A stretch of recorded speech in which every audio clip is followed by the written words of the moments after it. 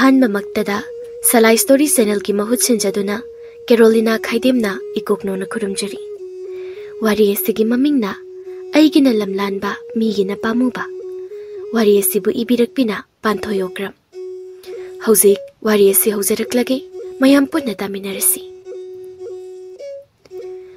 लमनु गौबा खुल्लमदनी मपाइबुंगो इबोहल अमदी ममाइबे मचाइबी मखोयनिगी नाइतोम साचबी पूर्णिमा थाजगुमना निंगथिजबी थादोय कौबी इंगना लेमजबी मचानुपी मलेरमी मसक मतौ यामना चंखोनबी इंग तप्पी माबु उरुबदा ngauroidaba kanasu leiroi माबु उहोबो नुपा खुदिमकना तक्सी सोना चाकना हाइजबनी अस अइगी ओइबा फंगजरबदी हाइदना अदुबु येंगजबा नत्ता तक्सी सोनजबा नत्ता करिसु हाइबदी ngamjaramde करमना बुंगमगनी महाकिनी हाइना नोंसागुमना मसोंग फन्ना मतिक मेयाई लेबा थोइबा कौबा पाखंग माना लेपलिंगै कनाना बियेन कारन चनबा ngamगदगे थोइबा नुपा अमा ओइबगी सक्ता चुदा करिसु वाते चुंग फिरान चाना थादोइदगी तादना महाक सुनिंग थिजै थोइबो होइगी इमुंगसे खरसु वारमी ममाइबे मनुरै अमदी मनाउ नुपा थोइनाउ मखोय अहुम खक्ता लेजबनी मपाई बुंगोदी ngantana nongakre थादोय होइगी इमुंगना यामनमक नत्रगसु मयाई वाइरपना नुंगाइबे इमुंगनी थादोय यमदी थोइबा पिकलिंगैदगी तिन्नजरकपा चावरक्लबा मतमदना अपाम नुंसी फाउनरदुना यामना नुंसिनजै युमगी अहल लमनसिंगनसु यानरमी लेकाइगी मिपुम खुदिंगनसु खंगी मखोयनिगी मरीसी थोइबगी वारबा मतमदा थादोयना थौना हापीबगा लोइनना मतिंगसु यामना पांगबिरमी नोंगमनी थादोइगे मताइबे मलैमगा सिंजु चामिनरमी लैमना सुमना हाइरई इता ता थोइबगा नबानिगी नुसिनबसी उबदा आइदि याम कलकचैदा थादोइना यारे बेमा नंगसुबा आइमा इकाइदिरो नंगिसे लैमदो असि हाइरगा नुक्सिलक्लमी थादोइना जोहे इकाइदे नंगोंदबो कइगी काइदोइनो आइना इता नंगसी नारायबग याम फै इस कईदा फरीबा फत्ते हागे हारिरो मसकसु फजबा मबुकसु फबा होटनबसु कनबा ता थोइबा फंगजरसिदबो इस नंगिसु ता फैजाव लेरिदुदी होने आइगे ता फैजावदुदी फैजरगा अदोम लेरदुनी थादोय नोगलदुना हाइमा कइने नंग हारिदुबो असिंगबने अइना मा हाइनी माना मा तौनी सुमाइना दुम तौ लेरदुनी नुइसु खंगिदुंगाय यारे नंगना मरोलमा मता अनिदो असमना हराव हराव सिंजुदो चामिनरमी तंजादुदा थादोइगी ममा इबे मचाइबीदो थोलक्तुना समना हाइरक्लमी हे हे नबानिबो सिंजुदो याम चासिनगदुनी हे लो खुलाय अमुक तौनीको हौजिकति याम नानरबनी लैमना अखोइदी नाबगमता चंगदौ नते दैने नुंसी वाखलदा असि हाइरगा लैमगा थादोइगदो पुन्ना नोकमिनै चाइबीना थीदा अंगाउबी सिंसिदे वाचोइदा ngangbasibu kaino haiwania थादोइना अस यारे बेमा पंगांगना ngang adawni हाइमा नोइबु नुसिबगिनिने नामाना हाइबिरिबसिया सौबु सौब्र करिनो इमाउ हो इमा अखोइ केसु नारोइको सिंजु खक चाबदबु नादौ नते केसु होय होय चारो चारो अदुदी नारसु इमा लेरिबसिदी असि हाइरमरगा चाइबीदो इमुंगदा मुक चंख्री मता अनीदो अदुमक सिंजु चाहौरी लैमना इता ता थोइबदुबु थंगनाबो खुलदा लरोनबगी पोचै लोबो चटकनी हाइदुबु जुमब्रा ngahan हाइरमबनी अदुइ मतुंगददी केमता हाइरकिद्री ता थोइबसे होटनबे याम कल्ली याम फै इता नंगना राइबग याम फै हाइरिसिनी नंगना ऐसे लाइबक फैदा हाइ ऐसु अमुक अमुकति खल्लिबनी ता थोइबगी नुंसिबना योमिबा ऐसे लाइबक याम फै हाइदना असि हाइरगा तनौरबी माइथोंदा पेंजबगी मिनोक अमतम लई लैमना इस नसानसु खंगजरिबा इकाइरब का तवी को नुपीसे यारे बेमा नंगसि हेंजलानो फारेसे लोइसिलसे मतमसे थेंजलाएबा होय होय ऐसु ता थोइबना लंपाक तंगाइरमनी आइदी इकावबो काउथोरे आइमा ओन्थोइ दैता नंगसे नुजा नंगबु ngaibada tamboiba mahakti awa huijong langamani do हाइरगा लैमदो खकनोक नौथोरई थादोइना इता नंगिसे करिमनबा मसु सुम याउसिलई Lamana nokna. Nate. Lao se, chalasi lao. Ngai kodana. Kon si phawbodi imungda pusilam kige. Hoi, pusilam. Mata anido khulgi lampak tamna lakminaraduna thoibagi manak tamna changminarei. Lamana. Ta thoiba kyam kuirage lakpa. Thoibana tapna mung hadana lemna khumlaklami. Khara dum kuire. Aidi halasi phawbo khalurabani lakmannabaduda. Aima ta thoiba waro puklauba tawbinu ko phajana pukmen pawminaro. Ai asaida ngairamage. Thadoina. As nangsa sum layu beita. Chathoda aibu yamna tanjamenja khangdaba mi tahanbige hairiro. Asi hairaga laimado khara chathoklaga moibu ngaiduna laikre. Somdana sabi sanau anido tumin amana amada yengnaba ngamnada lainare. Kuina khangnaraklabasu asumna makhoi animakta laiba maikuptadi ikoi nazai. Asum laithokpadi yadabanina pakhangoiba mahakna hana warorap tawna hanglai. Kidoroga lairuino asu kuina aibu ngaihelisbo. Yang waraba aibu ngaibada. Nangbu ngaibada waba nate. Chenglau saktamdo yengningbagi wabani. Nangbudi punsigi ngairabsu chokthaba lairoi awabasu lairoi. Thadoi do penjai pakhangoiba mahaki paukhomado tabada nungsina tapna yenglaktuna ingna khumlai thadoisu. Ta thoiba ai matungda adugi awabado lehenjararoigi saubirano hairaga nokfe toksili. As adugi minoktuda aibu kamaina sauba ngamdoinoba. Ado pharisi thangnaba khulda lalonbagi pochai lawba chatkani haibaduna kamai tawbano sena kayam pudoino. Chatkadabani asomda pot khara hongi hai. Silgi wadi aigi araiba khara adum puraga yengurage ahanbagi oina. Ado chumna phasana chatluko. Aima aibu chumna chatradi kamaina phaina chatoino hanghaubisidi ba. Aina haibadi phaina chatlu haibanati. O adubu ba kamaina chatlu haino amta hairose. Aina haibadi namit nanado joidabida chatlu haiba. Thoibana nokna aduma khumlai. Kanada joirudoino iba. Thadoina thawai wazana thoibada yengna hairei. Thangnaba khulgi lesapisingdo nupa masak phajaba uba yade hainabani. Yes, adugiba aigi thawai nang leirisidi. Sidabu aina mu kana yengudoino ba. Moidi laiwa tawraga apama nupasing hekta phai hainabani. Hey, adumu wakhanga khanjarakanu ko ingondadi. Aigi thawai thadoi leijari haidane hekta laushindoini. Asi hairaga thoibado magul leina makol thokna nokthorei. Yare ta thoiba phagi yam ta hale aina hairi singsi. Haima ngaikoba se amta saukhino basi. Yare matam sisu thingjile ai changjakhrage. Laimasu aibu ngaibada waramani. Hoi chango thenga haigumdana. Ayeng karam kanda chatoino. Ayuga dum chalanida. Aduga sandya waramda halakani. Phare phasana chathoro. Adudi aisi sangage ko. Hoi. Laima pudana mata anido hanminarakpagi lambidani. Khuldumaktagi pari kauba thadoibu yamna nungsijaba misakamasu leirami.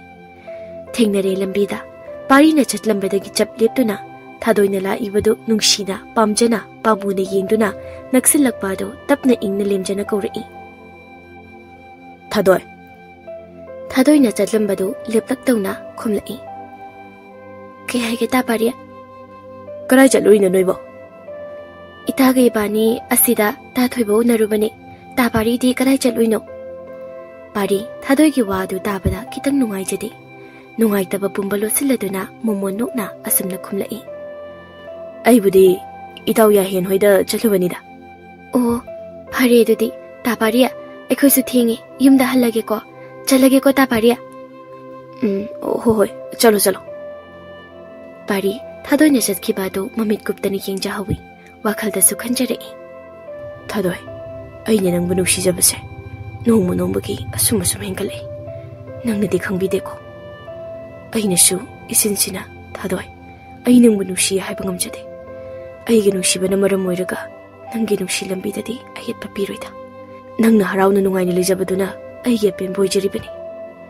ningai chawba igi thamoi sisu nang munu sigano haibedi yatre thadoi nang budi aigi punsina leiri makai adumu nusiduna leirani angawbu thamoi se phajinjaduna itomadum nang bulapna sena jageko asi khanna khanna parisu mayum tamna chatkri somda thoibegi yumdani mama macha makhoi ahumda wari sanari thoibegi mama ibe ma chaibina asumna hairi thoibegi mama ibe ma nureina sumna hairi achauba nangna tawdori thabak tubu oiga dori branya as karino ima ngahandagi aina du phajana hari dubo hai thabak ama tawba matamda sengi mathau ngaktini nati poto lawraga aikhoi sida yonbada kanagadra haiwani araiba sen khara do loisinaba tawgumsi koimagi bungo thoibagi manaw nipa thoinauna mamagi wadu taraga khumlai karino khoi masibo ta chawna phajana khantharaga lawrukpa phirepni me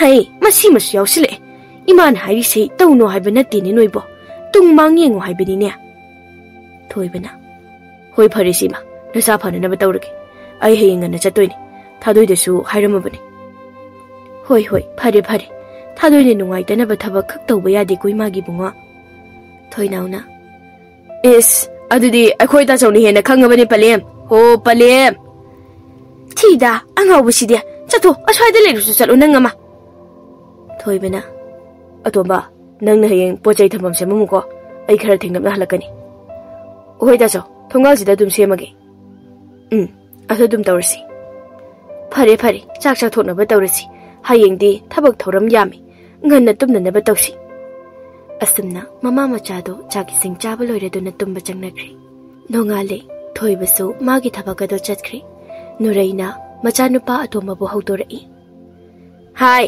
atomba hagolune nangbo numise waton yore ni hei numina namsilabadi ne nasado phararoi ni nangbo hagolo nayamana hairamba thabak do sasa tawthoro horen amuk loiramdrabadi ne isau tawrakani aba asi haidana nureido imungi thabak ingkhang loisili thoinau so hogolakladuna magi tawgadaba mathau tawba hokri somna se thoiba do thangnaba khulgi kaitel yorakladuna pot khanba hore mana asum koini yenglakpada urare oigi napada takhilai kobili rangado ningolgi napada tangjiduna momon nokliba tangaurabi maithongadoda nachomana magun hapagumna tawri thoibasu nujamagi manaktamna laktaduna yoliba haira singado yengna hanglai hayai shi kya pige pot yolibi leisabi duna momon tawna khumlai ibung kezi da kuntra kaktangni oh adu oidi kezi dara kakta unbiyo hoi bung ado kaidawna no aise thangnaba lamnu khulagini aikhoi somdadi haira se pakna phangde adugi asomda aina muk yonabani lesabi duna thoibada yengna nokladuna kesinara bhaidei aima adudi pukcheryam singina ha aibo kamaina ibung si pakhang sumali lalon bagini kaidanaga singna haidorakpadu dhanida oh ai adum toina lakani adugini adum khangnara anida ibungi mingbu kari kobibage sum aigi dasu apamba haira yaurabadi lawbiyo sakhang mai khangnasi hoi yai kaishu kaide mingbudi thoiba kawi adu ichangidi aigi mingdi misumbi kawi bu oh sakam mingi am chanai phare dudi nangge tabasel sida lere ai mu chalo khige ko kona lakpada amuk thengnarasi asi hairam laga thoibado chatkre misumbi mapukningda khanja hawi asi nupasi ayoi da bayatre akhoi boktagi laiwa matawraga mamaisda chat kamsilaga loire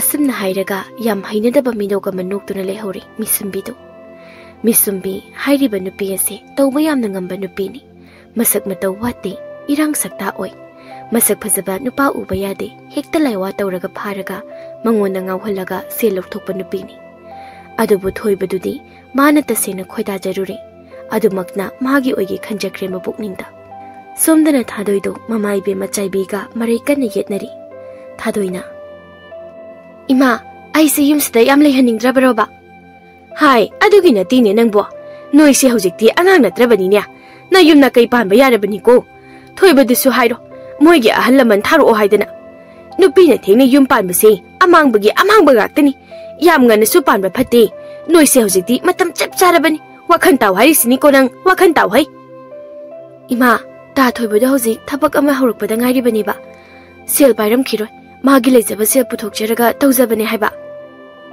haima kari thabak nu ne thangnaba kholdagi pochai loraga sida yonabani o phaine desu sitkani sidadi pochai yamna tangbani makhal suna su phangdi aduni masu sel khara yamna tansin kisanoba aisu kaino tawba yaba khara tawraga on polan sinkhige ima he pema nangna bo kai tawge haibano napaga aige leidi basidi isagi kari mata walhaloi kari mata batha saru nu si jana ima ai ta thoiba halaklabra yenglu khige ngai haktu udrabadi leiba ngamdrabani ni sadia as adugi nati kai kai purake na yenge tawbani ba tanjadu da janajabi mata lei madu laklaga haidare ita hoi ta ta thoibado hala hore pot anu anu ba mayam pura hore lao khare so lu si lao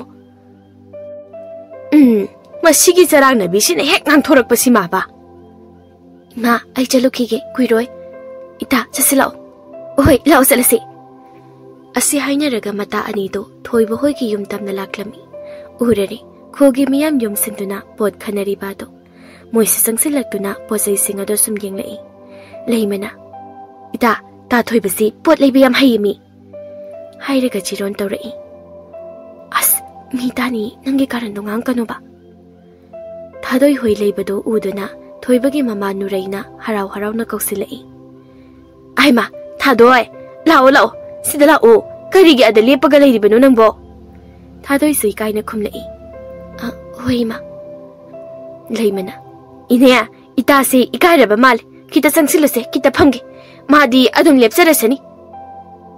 Karigi imau bu lebhallaga thamdoino, lao lao, sida imagi nakta phamnu lawo. Mama ibe manurei ki wadu tabada, nuja oibi madi miya mangduda tanorobi khazaido, hayai amunbagum nangang silakle. Nuja magi mataudu ubada pakhangoiba mahakti, maithongda nopkhat tawrei. Thoibana. Ima, yari ke dorage. Amuk lagna bilay rang hang sida thadoy na aha aibo anga si hairaga thoibada mamito phaini yengmai nureina nokladuna yare si noibu kai kai apamba yawgi yengu leima yengu ni nangi swa pamba ine aigi di hayai ga hatup kase keje ni khakta lawzakhige hoi ine on birak lage imogi su kai no pamba do lawrodana yar ni dei mai gi di thoibena kai gi abano sisupuko sisupuko asam haidana pangyom de yumsilai thadoina aima kaino tawri du ta thoiba leimana ta thoiba yona na ba potka amata lehura roye nupi da pining bana himan mada leimagi wadu tabada adai da pot leiramli basinga do nurega makoi punna wa noksilakli thadoi ikai na machin da solai as arimba gilak charami kai bana sire da chalasila o leimasu nokna khumlai hoi chalasi possible pu bangam dawri bro ta thoiba piba yum phawo tang thin bi gero as ita nang le horagera wacho yam ngangi nang thoibena thadoi thin bi ge ngai ko yani kaino le horo yare lehoroba yani akhoi tum chakhrage nureina cho phajana yumda halo pochai singse se sida leire se ima yamalle hey yamde cho puro nanga moi harabadinya ibungo chobode thilange thadoi ikaina ima yarni itai bani dum chakhrage asi hairaga leimagi khudang do tap pairaga chingduna ikaina chenboi chatboi tawraga ni do chatkre nureina machinda nungsina solhawi kaya da nungsi khrabano ni sia ikari ni kaidra tawjiri sia imause kuina mayumda leihanba yadre ima irang yam phagino shelgam ta leitri ko luhona ba ai shel khara ta lakhidaw haima ta lu kaino hauji hekta hongdo bonate mangol hana ka thoradamni as ba ngai ko adu wado tap nei na khare siko thengjilakle pochai sing slosile yumna changna ba tawrsi laima ꯑꯩꯁꯨ ꯋꯥꯕꯅ ꯂꯣꯏꯔꯦ ꯃꯑꯣꯡ ꯃꯥꯟꯗꯅ ꯄꯣꯠꯁꯤꯠꯄꯨ ꯌꯥꯝ ꯐꯔꯤꯅꯦ ꯍꯌꯦꯡꯁꯨ ꯄꯣꯠ ꯈꯔ ꯂꯧꯔꯨꯗꯕ ꯌꯥꯔꯔꯣꯏ ꯃꯃꯥ ꯃꯆꯥꯗꯣ ꯄꯣꯠꯆꯩ ꯑꯗꯨ ꯂꯣꯏꯁꯤꯜꯂꯗꯨꯅ ꯃꯌꯨꯝꯗ ꯆꯪꯈ꯭ꯔꯦ ꯑꯁꯨꯝꯅ ꯁꯨꯝ ꯊꯣꯏꯕꯅ ꯊꯪꯅꯕ ꯈꯨꯜꯗꯒꯤ ꯄꯣꯠꯆꯩ ꯂꯧꯗꯨꯅ ꯃꯈꯨꯜꯗ ꯌꯣꯟꯕꯗꯒꯤ ꯍꯥꯟꯅ ꯁꯦꯜꯒꯤ ꯌꯥꯝ ꯋꯥꯖꯔꯝꯕꯗꯣ ꯍꯧꯖꯤꯛꯇꯤ ꯁꯦꯜꯒꯤ ꯑꯋꯥꯕ ꯈꯔ ꯃꯈꯩꯗꯤ ꯀꯣꯛꯂꯝꯃꯤ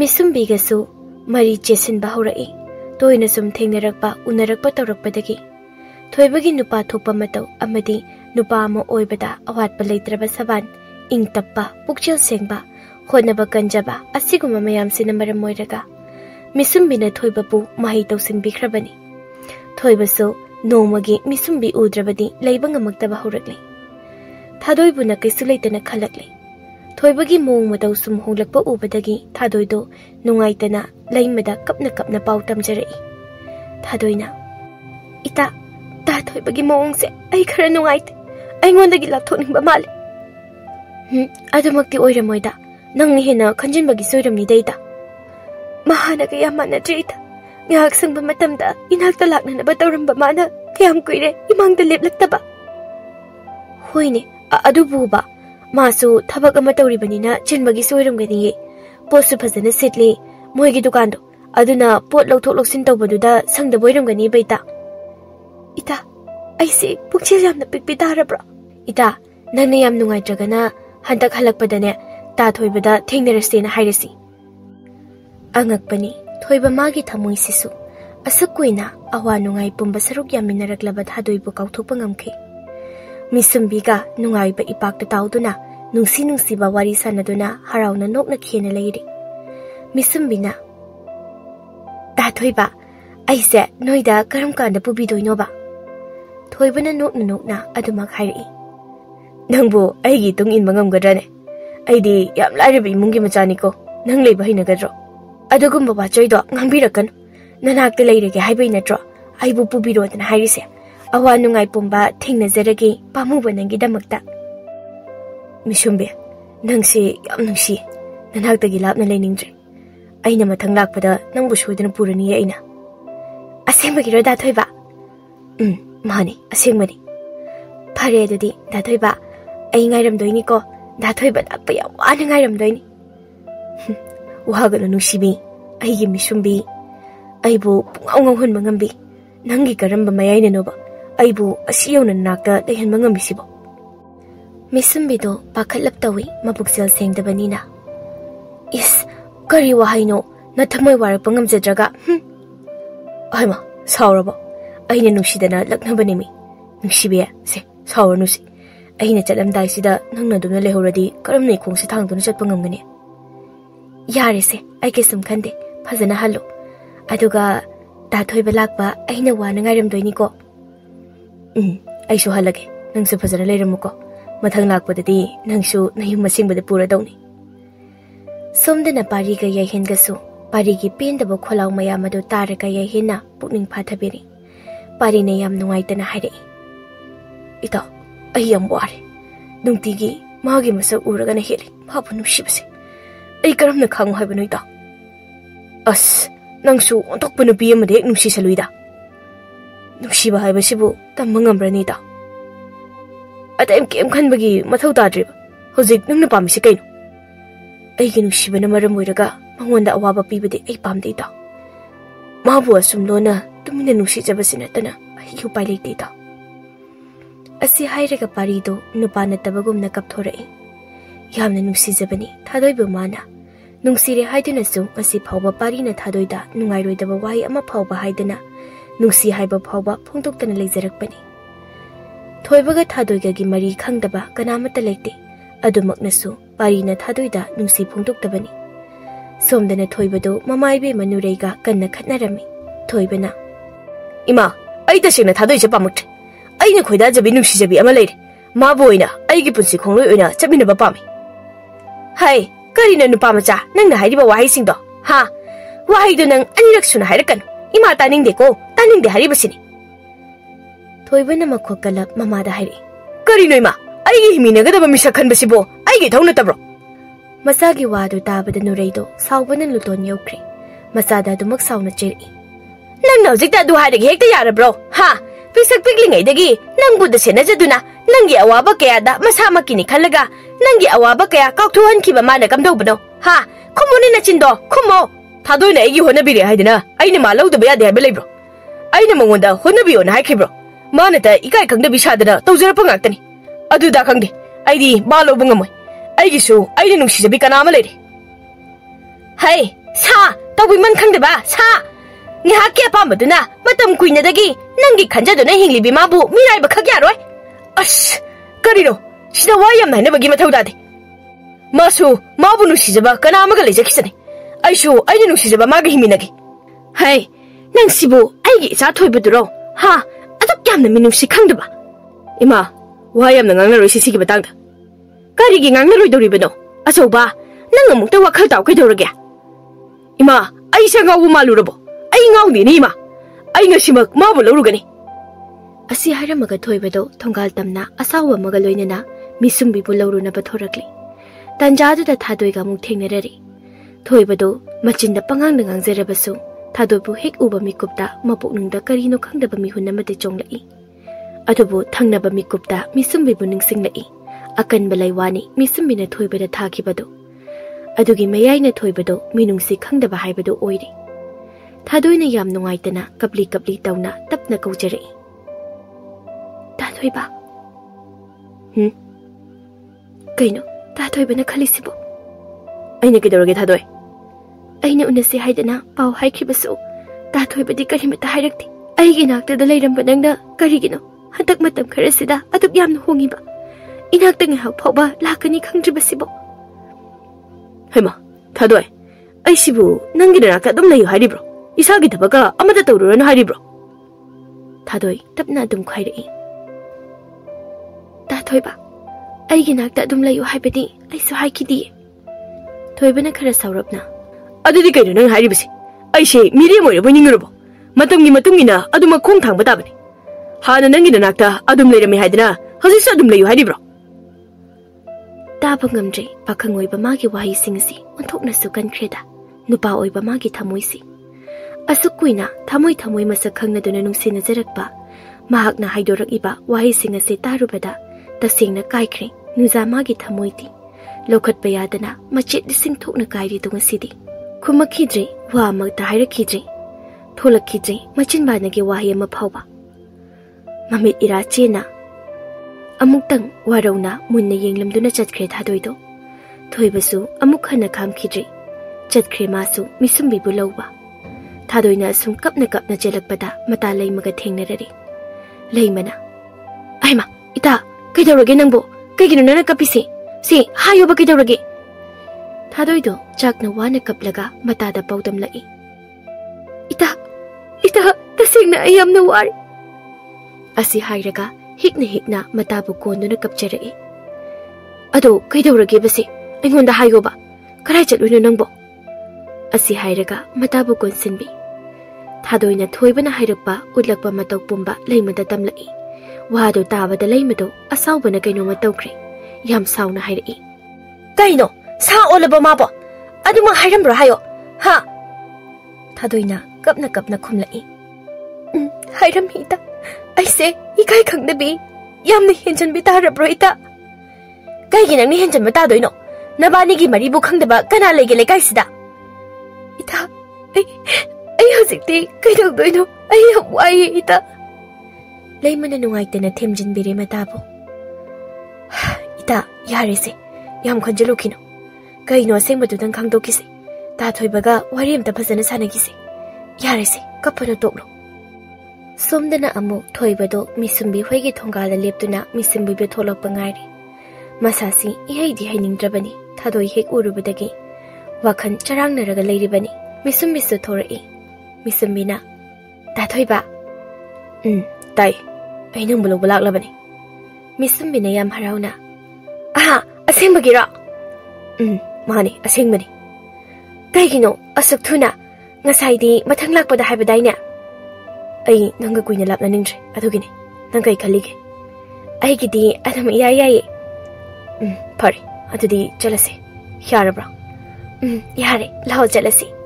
Karibu thuoga ba, misumbi magi mahayna thawri oy na punsin giduna. Thoiba magi thamoisi थादोइगी मफम मचेत अमा फावबा लेहेनखिद्रे थांजिनख्रे अनौब खोंथांग अमा खंथरुदना मिसुम्बी मागी mahayna mayak jamlaklaba mikupta kari oirakani haibadi misumbi masa phawba khangjade misumbi bu puduna mayum tamna adumak lakle thoibado mayum yore mama bu kawre thong thinduna ima thoang tabro ima hoi tare asi hairaga thong hangdorakpadadi nupi amaga macha nupaga leptuna leramlibadu ubada nureido waruna machadi yengduna hairi Athouba nang makna wasi hairaga makhata dabida kausila imungda lao misumbiga thoibaga do imungda jangai thoibana ima da khoiram ima namabulo sinbiyo nureina saurapna yare chango yare ima wa makhata rakano joba thoibasu wanganga khidri Taunariba mawong aduda misumbiso mapukningda karino haidadi khale aduba ma wadi nganglakte aigi kada sanga silaw misumbiso nureida haiphet yengnamlaga thoibagi ka tamna changlaktuna thoibada tapna hangjari da thoiba imagi mawong sibu karino aibu mana pamdabagi ro nadeda ngasai ge khara khana khibani ada aingonda sauribani Somdaji tasingna reido machanu pabu mapukning yongna warokre kapli maha thadoigi saktambu mamitu uraktuna machinda pendana solai imagi be ma thadoi nungsina ngalakpa mikuptadi ichagi thamoidi kairani tako mama amo oina ichabu warakpasu imangamtri isagi mitmangda imabu lepangam khigadra nangina tobu yengba ngam khigadra ima tokpham khangdre imagi be ma thadoi Asi hairaga nurai makol thokna kaplai mama na kappadu taraga machanupa atomba thoinaudo changlaktuna hairari ima yarisito hojibu kaptuna leraga kari kana gadorige nuraina kapna hai aine kaplis ei nachi thadoina kaigadaba thamoido ubagini ne asuk minungsi khangdaba sibu aigi icharo ima yam pendri ne he atomba thoinausu nungaitana hairi ima Khoita jausi wakhal yawmandi iche thadoigi papti soidana pugani ma hayeng pausi na chena taraga karino mano oigedobo phipam dubo soidana di tarni pausi kamai tawni ma ima su wakhal thoktre chomba se phise na yamba da pirucho magi nu pisak phajabido hongdo khalu hairucho sakadi chara prasadebra poi thokpa tawjara chani ai masak singdu yeningde Ai tumba changake nang amata piru choko Thoinau su tanna hoi piro kadai no Mama dagi phido lauraga mayambagi ka tamna laktuna mayamba bu kawrai Taso tabro taso tare kedoroge tumba se imana pirakpani idai mohung do halo abani kare piro atumba akhoi chak loikrabo Loiraban, itai maga cha thokminaro aikhoi di char asi hairam naga thoinau su thokri thoibaga misumbiga su chak ising cha thokminaduna wa mata haina dabida tumnakre nonga le laikai gi mi singsu ningphu tanare thoiba nupi chelakpagi paudo angakpa madi oinari laikai miyam pumba ngakna thajana dana sonai mipum khudima laikai gi mau ani khak wari sanarami lehauna kainoi che tombia tariba pausi bu chummi bro haiwani tombina Chume, thoibana pot lo thok lo sin tawbada khangnarakpani haibani As nupa haiba jasi thajaba matta yadi haibado sidani ni piklingai dagi thadoiga khangnajarakli ni haiduna tawraga anobam hek ubada hanagi do kaisu litana khanbiba As thadoidi pausi taraba jalomi taramani da masu on thokna nungai khidre da ko thadoi do kaidoruni hojiktia amuk hando lubasu yaba nate Angakpani ko thoiba magi wakhan siso Makhoina sanariba warido pariga yaihenga su tarami mabani su ngakda haine parina Karino da tariba pausibu kaino Yahena kesu khandana hairami Parabani sini hena Karidono parisibo Hai apangjaw Kaino nang hairishina Thoibana nupi atopa chengkrabadi thadoido nangi oinaba tawba taredana Ita Aina ma yam nushi adubu Mana kairumgadaba thamoido khalubada ai tasingna nuaiti ita. Haima nuaiti haidana aikoina karibu tawrudoino. Adugi saru akaiba thamoido mensinbinaba tawba tabani. Khangradi ta. Ainabu magi hangba jagado mensinba ngamgadrane. Nangbu kaida watki. Thoibadagi nangna kari taradana. Sakta haire wate kari watpa leikeba nangbu. Kaisu khalunusi. Khangrida chalasilo. Angaubiga pangkhak oire somdana thadoido kappanatana karidu paile. Warona penjadana makhol thokna ikai ki khangjadaba makhai leimada konduna kapchari. Thadoina kapna. Ita ayoji kaida haibano ta thoibana tawrisibu kaino. Ai kamaina leyo haino ita. Asi hairega makhol thokna kapthorakni. Yengba ngamde nujamagi matausi. Karam thamoina bu khangba ngamgadoribano. Panthong yauramdai sida malem sida khwaidagi tange hainariba thamoidagi phanglakpa singba nusibabu mamal leita minungsi khangda hundokpirami. Phatmandedako nupa oibana hakse. Chatminaraga nungsi lambi sida leirang mahak khakhtangkhak chaina phangjau haidana lamakhangda thambirami. Kari pukcheno pakhang oiba nangi. Laimana matabu themjinbirai. Masu kappi matage mataubu ubada. Ita yarisi toklo. Nasasi wabana loirani haiba. Thadoi aduma kapna. Ita madi harauna lerumgani ko. Aina wari ba kablibase manadi khangbiram loiko. Ita matamse khangaude naranta aigi oiramba mado sidi migi oikre ko. Chatkre madi ibhamdagi lapna laikre. Nathai biram leibu ita ayya ware. Ita toklo kai tau bage aying bangam training kita tau se. Masu dungai jadi kaisu lei bangam. Ngasi nangi sinthari bapirang se. Magi mathakta su soidana tagan iye ita. Masagi matau se ubada thadoigi mamaga mapagadi asawna mai hori. Mapana sauna changaktu na hairi. Hai, nana karigi kablibano. Nangbu pamdre nungsidre haidana nangodagi henbi ma puraklaga karigi sida nangna nasana sabu wana naba karigi sili. Kapkano. Magi damakta nangna kapkadaba nati. Nangsu mangondagi henbada ipana awangamun tamduna miyam khangna luhongbigani ye. Mamana. Kaino mapa nangbu ngaurabro isa sida chaibiriba sibo. Hai, ngasi phawbada isagi mamitagi mapi irig ama phawbata halakpri banina. Aduga kari sulaitaba nupa adugi damakta isana thamoi sokna kapibase mapa ai yengba ngamungani haina khanbro. Ha. Ho adubu ba yare tokpiro kaidorage. Isada ihena maisa hapiranu. Ngasi aiba numit asidagi thoibogi wa amata imung asida pusilakpa sanarakpa yaroi. Karigum hek aigi nakong asida tarabadi aibu phate haiganu konoi. Asi hairamlaga mapadu sauna thokirami. Mamaibe machaibina machabu themjinbirai. Imagi bema yare se toklo. Nangna sida kappaga leiraga karisu kanaba puraklugi. Kananabudi nungaigani adubu pinthokpa hayu isasidi. Nangi laibakta tamlambani khalo. Laimadamu onsilaktuna hairai. Laima natasi phajana wari sabiyu. Ngihakta leiminaramuko ima kaithem phawbada thoklukige. Hoi ma. Jaibido laimada kari no wa khara hairamlaga kaithelda chatkre. Somnusu amuktoi balan jawni thoklibasi. Misumbi hoigi yumlomdagisu misumbibu inthorakle. Mama mapa na pamjadaba nupada cherki haiduna. Nureidi makok paire laikai miyamna makhoi imungbu saunabagi mawung maka pamjadabi mamong nupi oibaiga. Thadoigi bu khangadra tasingni nureido khongkhut sangna tingthoklaga kapningba haibado hek yore. Nureina. Nungaire kaido insa nupa pokchabagi mahai yali. Kainoima kaibu hainaragi. Ho nangi nupi sak phajabi se ai khoina thokpa tawroye. Isa sidi kaidau jarunege sida chauna he khongdokpa haiduni laikai miyam khangna. Yam penjadana haire inureina matamdi sum hoki.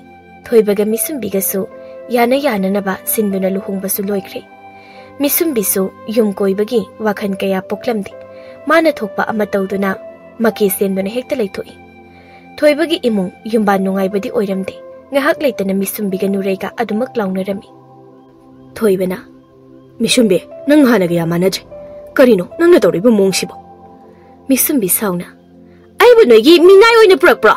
yum sida sum phajin pusinara leibase ai kya hainade hai yum palabadi imungdugi yana na bachat pa habisi nupi noi na thodang ni de ho ado ai di ngamlaroi sa ye noi bagum na leibadi ne ai di pamjadi ye adudi nang karam na lege haibano ai su kaino tawba ya ba tawrage sel tange yumgi thapakna imana mai tawjarasani ai su dum yausinge hai ai edu pamte nangi kai walhange aina walhangera walhalogera ai sumane lininde haredana masa mamogi wado nurai taningdraduna hairei hai Athouba oiraroi lamgi huina yumgi hodong oyo haiba khak yaroi ko na thau tawru su chalo miyamna khuning kang dana ne yengna ba silanu ko chalo nakal amarom na thadoi su khara di thoiba bu kaukthop ngamlai pari su thadoi da nungsi phongdo age haidana bapu nungda chap yungna lepkhri yabirak taba haibado yenglage khaladuna leimado pau hairei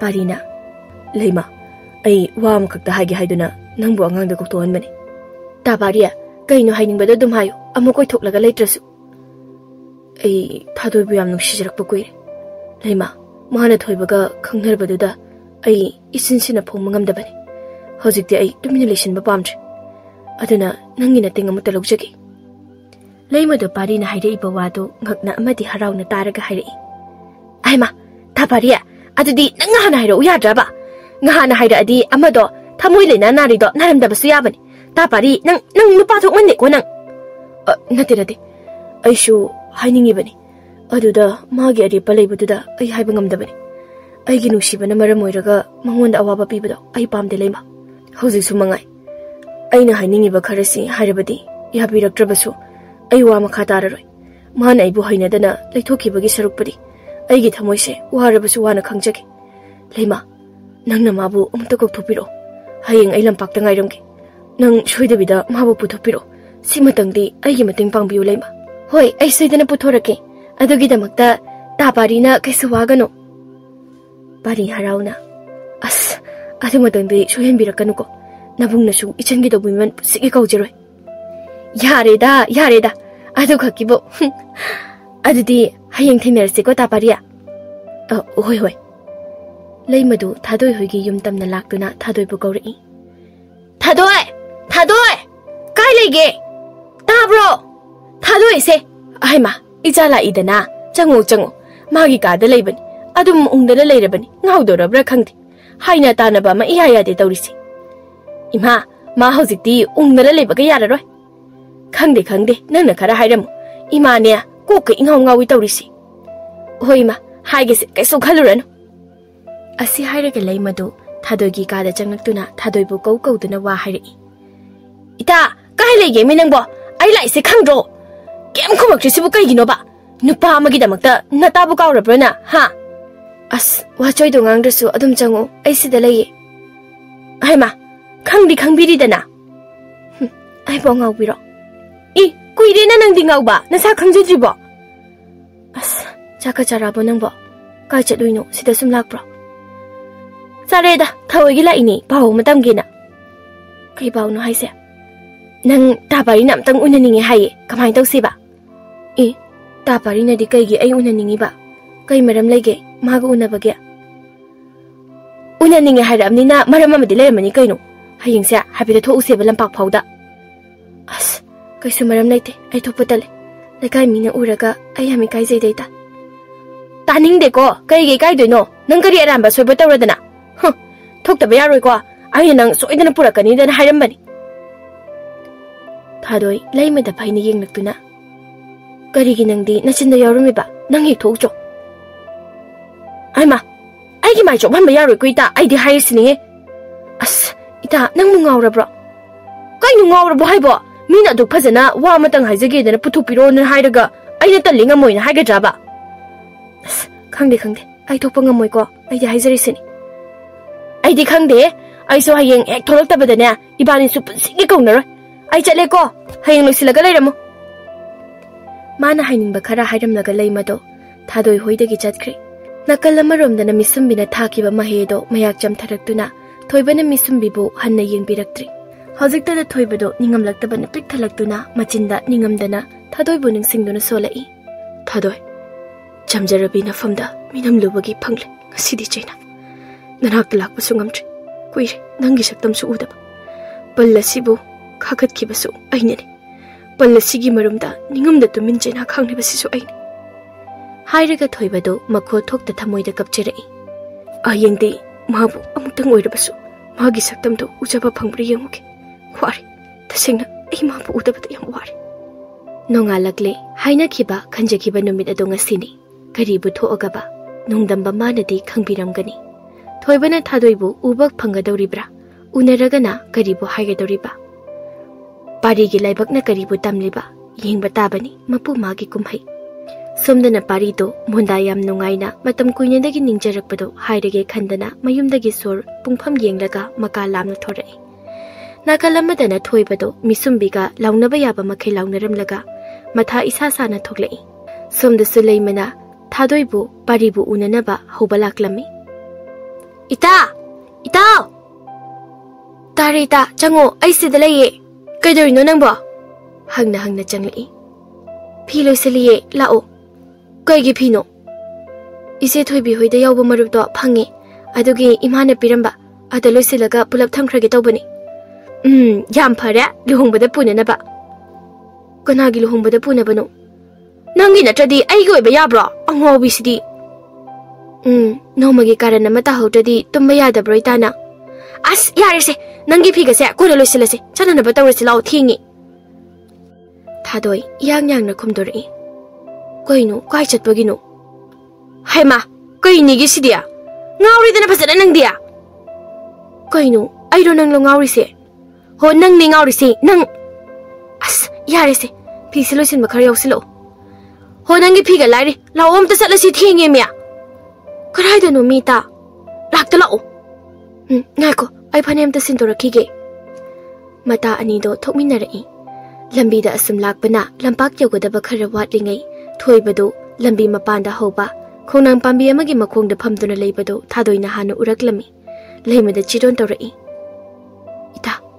ita sida ta thoiba leire kamai chatoino kaino ma leire chatpa yada braise ma bu mira yamda halasilo taning de tumine khalosi misdi chatum se silo as ai tale mi ta kari noi ta nangbo lambi de din chatoise ma chatum le se sani kai dogya thoibana su makhoi bu uri magi mapala laga chattabida leiribado phamambadagi hogolaktuna makhoi ni gi manak tamna laktuna leimada kaurai thoibana tapna kaurai mamituna di thadoi di yenglei leima kai chatoino leima su khumningda khumlei asai phawda chaloge tawbani ita se imunda ta leisin mandana ngaudore dana puthorakpani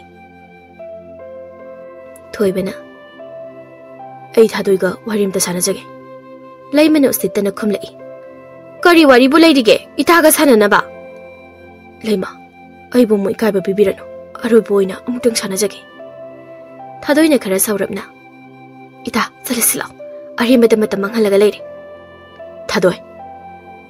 thadoina adumak sauna hairi ita ayum halamake ita chalasila thadoi ai aroi boina wa khara haijage ngashidagi hena ai nangonda mukhani yelaroige ita kaina mana hainingi se hayelo aduga chalasi thadoi sauna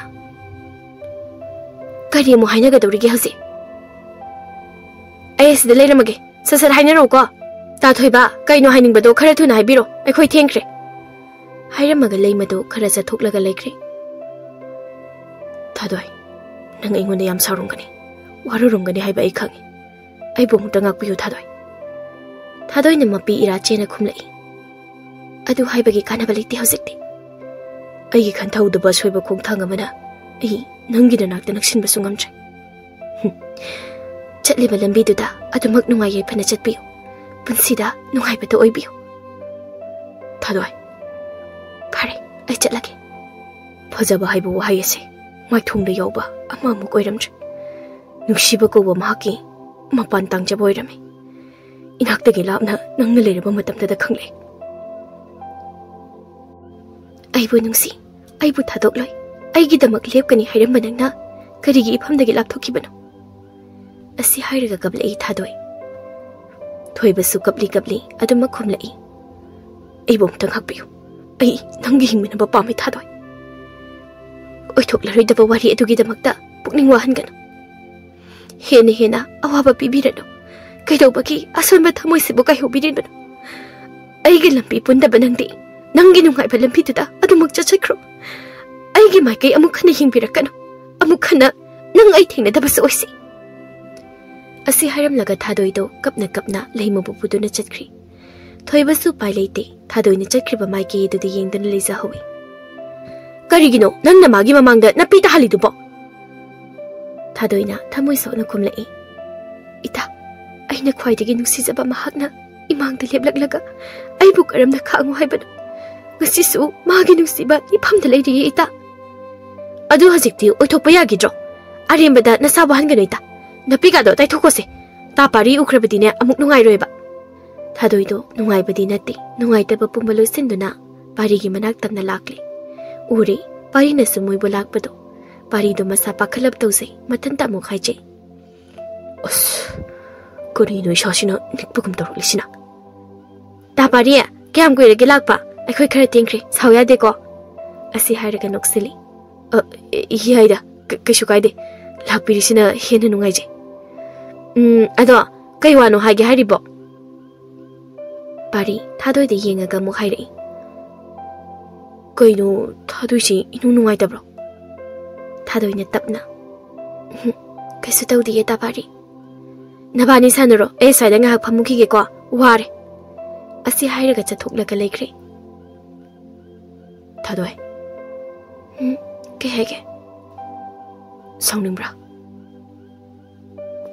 थादोय ngakna pari de yinglaktuna kaigino dudi aini sida kobage kaisu khandi ta pari sauningdi ado koi wari no ta pari na haige hairibo pari na tapli tapli dum hairi थादोय अइने नंगबु खंजरकपा मतम यामना कुइरे नंगी फिबम खंगबगी अइना हाइदोपा ngamjadabani adubu ai sumphum chinduna thamba ngamlaktre nangna yaningdrabasu ai kemta hairoi namdana yadaba yaroi habide ai hairoi nangye singba pakhum adu maktang pibiu thadoi ai nangbu tasingna nungsi ta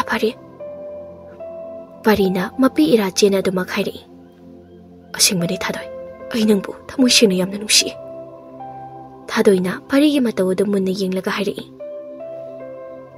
कैगिनो तापारी नंगना कपिबसे आई करमना हाइदुनो खंगदे नंगबुदि याम नुंसिए थादोइना मोमोन नोकना हाइरई नुंसि हाइबसो कपनिंब्रा तापारी नाहकसे यामना पामोय इकुचिना सोकपा फावबा पामुमनखे यामना पामुजै नुंसि हाइबा फावबा यामना पामुबा मकै नंगबु नुंसि अदुमकना अइ नंगोंदा हाइबा ngamdabani थादोय तसिंगना पेमचरी पाखंग ओइबा मागी मतौसी खोइदाजरी असुक नुंसिबा मतौदा नुंसि फोंदोकलकपासिदा थोइबगी नुंसि मेचाक पोंबा कोखनबगुमना तौरी मोमोन नोकना पेंजै थादोयसु खुमलई थादोयना कपनोक तौना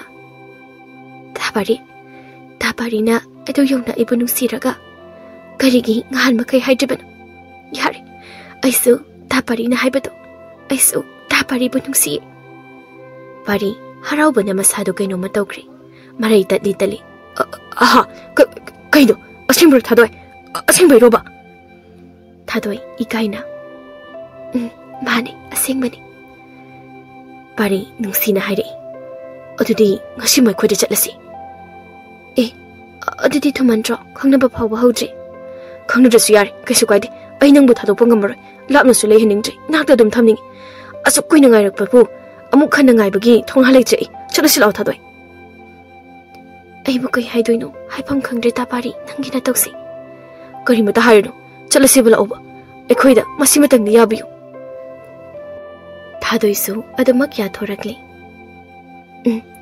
चलसे यारे कुइना मैसा लांजरकलबा साबि सानौ अनिदो ngasidi amakpa amata yaudana panthung tamna chatminakre thamoibu sengna nungsibirabadi kuina khangnaba khangnadaba kaisu thoidokte nungsi phongnaba namitta panthung yaukre laibaktabu tambiramba haibasi kanana su kakpa thingba ngamdana ꯇꯦꯛꯇ ꯀꯥꯏꯗꯅ ꯋꯥꯖꯔꯛꯂꯕ ꯊꯃꯣꯏ ꯑꯅꯤꯗꯣ ꯅꯨꯡꯉꯥꯏ ꯌꯥꯏꯐꯅ ꯍꯤꯡꯃꯤꯟꯅꯈꯤ꯫